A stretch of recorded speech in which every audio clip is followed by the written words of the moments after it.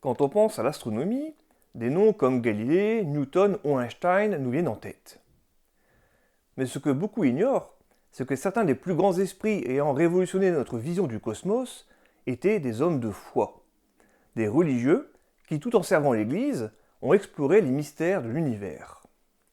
Aujourd'hui, je vous propose de découvrir 5 de ces figures passionnantes. Nous allons aborder Nicolas Copernic, Christophe Clavius, Nicolas Louis de Lacaille, Angelo Secchi et bien sûr Georges Lemaître.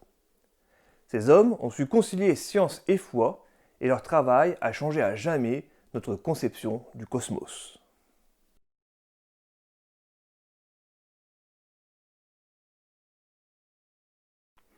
Alors nous débutons ce voyage au XVIe siècle avec un nom que vous connaissez sûrement, Nicolas Copernic.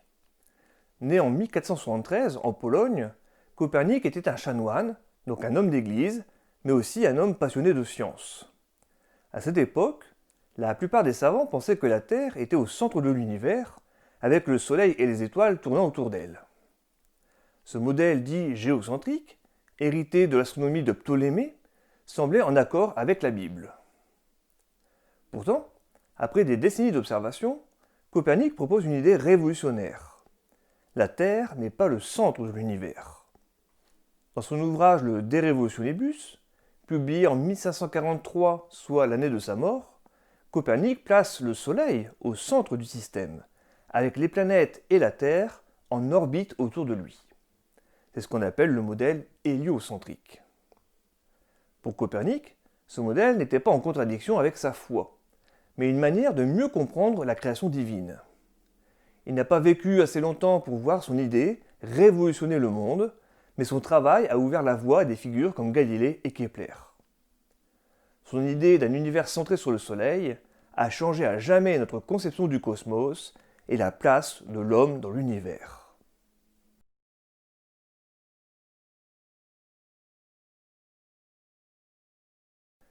Quelques décennies après Copernic, Christophe Clavius, un jésuite allemand, a laissé lui aussi une empreinte indélébile en astronomie. Si son nom vous est moins familier, son œuvre, elle, marque encore notre vie quotidienne. En effet, c'est à Clavius que nous devons le calendrier que nous utilisons aujourd'hui, le calendrier grégorien. Avant la réforme calendaire, le calendrier julien accumulait un retard de 10 jours par rapport à l'année solaire. En 1582, sous l'impulsion du pape Grégoire XIII, Clavius dirigea les calculs permettant de corriger ce décalage, mettant ainsi en place le calendrier grégorien. Cette réforme, bien plus précise, réalignait les saisons et les fêtes religieuses avec les cycles astronomiques. Mais le travail de Clavius ne s'arrête pas là. En tant que mathématicien et astronome, il fut un ardent défenseur des idées de Copernic. De plus, il joua un rôle déterminant dans la diffusion de l'enseignement des sciences dans le monde catholique, posant ainsi les bases pour les générations futures de savants. Son influence sur l'astronomie et les mathématiques a été immense, bien au-delà de son époque.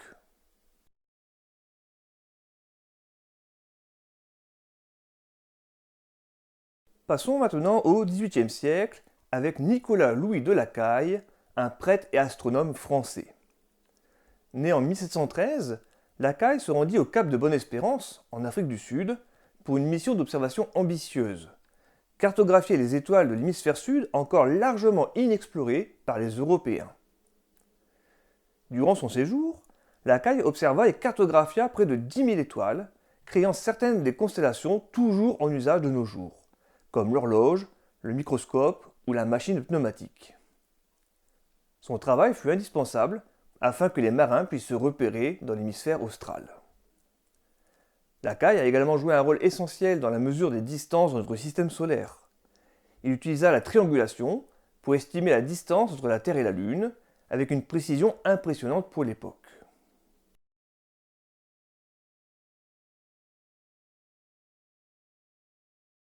Le XIXe siècle nous amène à Angelo Secchi, un prêtre jésuite italien.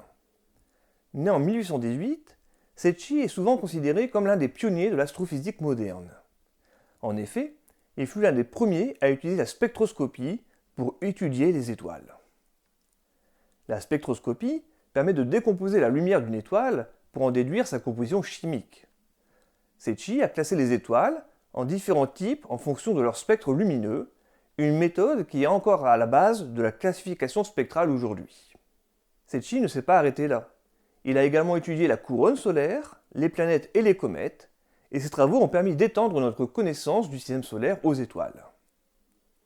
Pour Secchi, explorer les lois naturelles de l'univers revenait à explorer l'œuvre de Dieu, et il voyait dans la science une véritable forme de louange.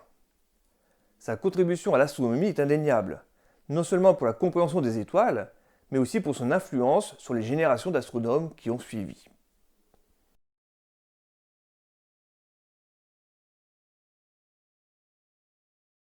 Pour terminer, nous arrivons au début du XXe siècle avec Georges Lemaître, un prêtre catholique belge et l'un des plus brillants cosmologistes de son époque.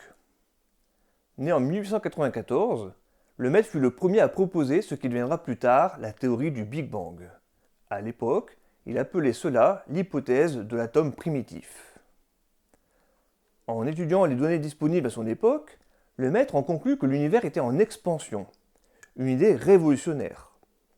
Contrairement à la croyance dominante, selon laquelle l'univers était statique et éternel, Lemaître propose que tout avait commencé à partir d'un point unique, incroyablement dense et chaud.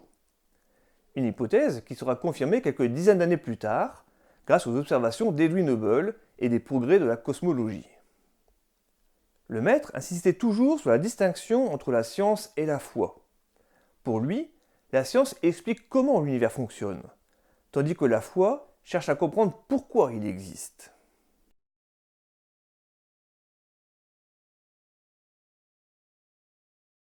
Ces 5 hommes, tous religieux, ont laissé une marque indélébile dans l'histoire de l'astronomie.